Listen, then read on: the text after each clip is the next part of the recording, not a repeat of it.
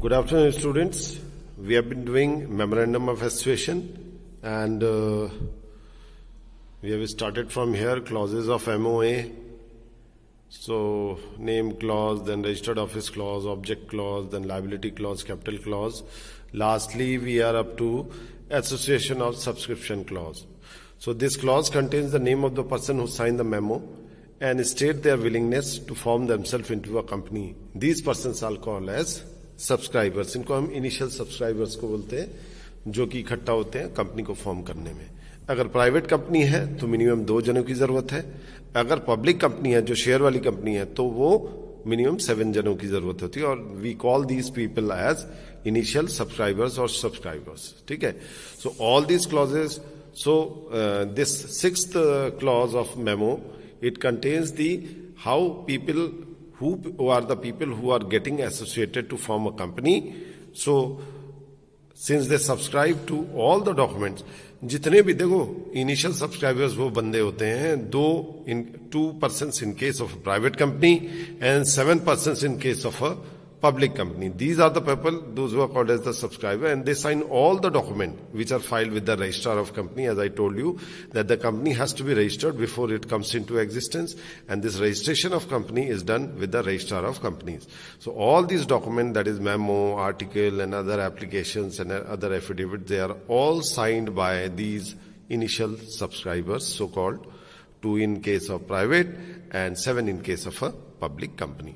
So all these clauses are drafted and contained in MOA and filed along with documents before the registrar of companies at the time of registration and incorporation of the company. So as I already told you, I am repeating again that memo and articles, memorandum of association and article of associations are the complete document for a organization. Memo, as we have done, this contains all kind of clauses, liability clause, object clause, this, all the clauses. And article of association, which we are going to do, it contains all the rules, regulations and bylaws. So AOA is briefly called as articles in the second most important document which has to be filed with the registrar at the time of registration of the company. Company को register करते वक्त memo and article file करने पड़ते हैं, signed करके.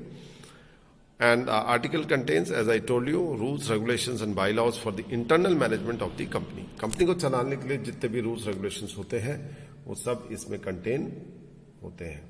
So these rules are made to carry out with the object of the company mentioned in the object clause of the memo. जिस उद्देश्य के लिए हमने कंपनी खोली है, उस उद्देश्य की पूर्ति के लिए, उस उद्देश्य को, उस ऑब्जेक्टिव को, in order to attain it, all the rules and regulations for the internal management of the company are framed under articles, or we call it as article of association. So article of association basically are the rules, regulations framed for the internal management of the company. Right? I hope everybody has understood. Now, what are those rules and regulations relating to? I will briefly elaborate on that. The rules and regulation frame should not exceed the power given in the memo. Obviously, rules and regulation वही frame कर रहे हैं जो कि memo से linked होके हो. यानी कि memo में कुछ और रखा है और rules आप कुछ और बना रहे हो, ऐसा नहीं होना चाहिए. And should not be contrary to the provisions of the Companies Act. जितने भी rules and regulations है बच्चों, they should follow the company law. Nothing can violate the company law, and they should not get out of the parameter of given company law. So whatever rules a company is framing, it should be well within the ambit of company law. Rules and regulations, what they are related to, let us discuss that. First of all, share capital and right of shareholder. So पहला rules regulations, these are 13 points in total. First है share capital and rights of the shareholder capital. Capital clause memo का मैंने already आप लोगों को explain किया है. That determines the capital structure of the company, that what is the amount of money with which the company needs to be started. So share capital will relates to that. So whatever be the rules regulation to that, they will be framed under article of association. कि share capital कितना होना चाहिए, कब कब हम shares raise करेंगे, किस तरह से हम पेड अप कैपिटल क्या होगा, ये सारी चीजें इसमें लिखा रहेगा. और शेयर होल्डर्स के राइट्स क्या होंगे वो भी हम लिखेंगे. बट ये सारे rules regulation with in the ambit of company law होना चाहिए बच्चों. ठीक है. दूसरा, अलॉटमेंट ऑफ शेयर किस तरह से किया जाएगा बच्चों, उसका है. जैसे शुरू पहले टाइम में 90 डेज का पीरियड होता था, आप अप्लाई करते थे for to purchase the shares of company. Company 90 दिन के अंदर आपको अलॉट करती थी। तो इससे रिलेटेड जितने रूल्स एंड रेगुलेशंस, यानी कि शेयर को आपको अलॉट कर, आप जो शेयर खरीद रहे हो वो आपको अलॉट किए जाते हैं, तो उससे रिलेटेड रूल्स एंड रेगुलेशंस हो सकते हैं। Then procedure for making calls, मैंने लिमिटेड लायबिलिटी कंसेप्ट समझाते वक्त आप लोगों को first call, second call, third call explain किया था, जहां मैंने बोला था कि मान लीजिए आप 10 रुपए का एक शेयर है और आप कंपनी के 100 शेयर खरीद रहे हो, तो आपको कितना देना है? 1000 रुपया देना है। बट एक एग्जाम्पल है, आप लाखों करोड़ों के भी शेयर कर सकते हो, this is just an example. तो आपको जो 1000 रुपया देना है, कंपनी एक साथ आपसे नहीं लगेगी। फर्स्ट कर लिए, there is a first call, company 4 rupees पर शेयर चाहती है, तो 4 into 100 आप 400 दोगे। Then there is a second call, मान लीजिए company again ask for ₹400, so 4 into 100 400 rupees. आपने टोटल 400 800 रुपए कंपनी को दे दिए, बचे कितने? 200। Now 200 is the unpaid capital, unpaid amount which is due on the shares. So this your liability, therefore it is said to be to the extent of unpaid value of the share. तो जो share की जो unpaid value है, ठीक है, वही आपकी liability है। और अब मान लीजिए कंपनी 2 रुपए जो बचे हैं आपसे पर शेयर वो भी ले लेती है, यानी 200 रुपीज आप पे कर देते हो, and the shares are completely paid, then your liability is नील।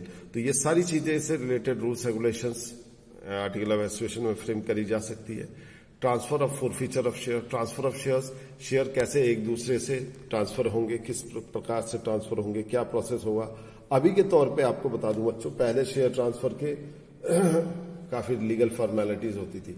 अब क्या है कि चूंकि अब सारा डीमैट के थ्रू होता है, अगर मैं शेयर खरीदना या बेचना चाहता हूं तो मुझे सबसे पहले अपने को एक डीमैट अकाउंट खोलना पड़ेगा। जैसे आईसीआईसीआई प्रूडेंशियल हो गया, ज़रोदा हो गया, कई कंपनीज हैं जो आपको मदद करती हैं ऑनलाइन ट्रांजैक्शन के लिए और आपका डीमैट अकाउंट खोल के देती है। तो डीमैट अकाउंट के थ्रू शेयर्स की खरीद फरोख्त होती है, यानी कि सेलिंग एंड परचेजिंग होती है, ठीक है। बट ये चूंकि अभी भी कंपनी लॉ में है तो इसलिए आप पढ़ रहे हो उसको। तो ट्रांसफर फॉरफीचर का मतलब होता है जब्त करना, यानी कि किन कंडीशंस में आपके जो शेयर्स हैं वो जब्त किए जा सकते हैं, वो सारे रूल्स एंड रेगुलेशन फ्रेम किए जा सकते हैं। फॉरफिट का मतलब होता है जब्त करना, अपने कब्जे में ले लेना। शेयर सर्टिफिकेट, ऑफ कोर्स आजकल शेयर सर्टिफिकेट ऑनलाइन जनरेट हो जाता है, ठीक है, हो चुकी है कंप्लीटली। हालांकि जो कागजों में जो खरीद फरोख्त होती थी शेयर्स की वो अभी बंद नहीं हुई है, बट 99% आप कह सकते हैं कि now it is all online. Trading of shares is all online. Now alteration of share capital, अगर आप शेयर कैपिटल मान लीजिए आपकी कंपनी का 1 करोड़ है, यानी कि कंपनी अपने एंटायर लाइफ टाइम में बतौर share it can collect ₹1 crore and no more. You want to change it, you want to make it 2 crores, then you have to amend the share capital by passing a resolution in the board meeting. Then dividend is a sharing of profit, a percentage of profit, 2%, 4%, 5% according to the profit made. Dividend payment किया जाता है share holders को, ठीक है। उसके भी rules regulations होते हैं, प्रेफरेंस शेयर होल्डर्स को क्या मिलेगा, इक्विटी को क्या मिलेगा। देन रिजर्व एंड सरप्लस, यानी कि रिजर्व एंड सरप्लस में कितना पैसा रहेगा नहीं रहेगा, इससे रिलेटेड रूल्स एंड रेगुलेशंस आप बनाते हैं। लास्ट में जो नेट प्रॉफिट होता है डिविडेंड वगैरह पे करने के बाद जो पैसा बचता है वो रिजर्व एंड सरप्लस में जाता है।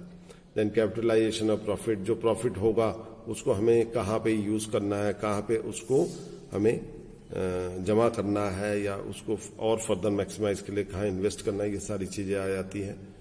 Then appointment of managerial person, director etcetera, as you all know that during the annual general meeting this is done. तो इससे रिलेटेड रूल्स एंड रेगुलेशन के किस तरह से टॉप मैनेजमेंट के लोगों को और डायरेक्टर्स को किस तरह से अपॉइंट करना है या रिमूव करना है। मीटिंग्स, हर तरह की मीटिंग्स होती है कंपनी में, जैसे एनुअल जनरल मीटिंग एक हो गई, देन स्टैट्यूटरी मीटिंग हो गई, then extraordinary general body meeting हो गई। तो अलग अलग मीटिंग्स के रूल्स एंड रेगुलेशंस बना सकते हैं। बोरिंग पावर्स हम लोग ऑलरेडी कर चुके हैं। कंपनी जो बतौर debentures and bonds and loans from financial institutions and bank जो लेती है उससे रिलेटेड रूल्स रेगुलेशंस क्या होंगे। देन अकाउंट एंड ऑडिट का क्या प्रोसीजर होगा, financial document and statement, financial statements को कैसे ऑडिट किया जाएगा, किस तरह से अकाउंटिंग मैथडोलॉजी अपनाई जाएगी। कंपनी में हर चीज डेमोक्रेटिकली होता है, मैंने बताया था। तो हर चीज पे वोटिंग होती है, कोई प्रपोजल आता है उस पर वोटिंग होती है, तो वोटिंग के क्या नॉर्म्स होंगे, क्या रूल्स होंगे, उससे रिलेटेड आर्टिकल ऑफ एसोसिएशन में रूल्स बनाए जा सकते हैं। Lastly winding up of the company, कि किन किन परिस्थितियों में, under what circumstances the company is going to get winded up. So all these things relating to winding up the company may be incorporated and rules may be framed for the same. These are the major. Besides this, there can be many other things on which rules and regulations can be made by a company, but these are the 13 main aspects on which every company generally makes rules and regulations. So this was all about your article of association, right? Then there are a few things. No provision of article should be against the provision of the Company Act. Of course, आप जो भी rules बनाओगे वो within the ambit of company law बनाओगे. Article of private company was state the 3 statutory instructions, that is restriction on transfer of shares, restriction on membership and restriction on prospectus. कर चुके हैं topic. Restriction on membership between 2 to 200 है, ये 100 की जगह 200 है, ये लेटेस्ट 2013 का अमेंडमेंट है. And restriction on prospectus. Prospectus बच्चों एक ब्रोचर की तरह होता है, जो इन्फॉर्मेशन ब्रोचर एक ब्लैंक रहता है, and this is distributed to the public through the brokers. And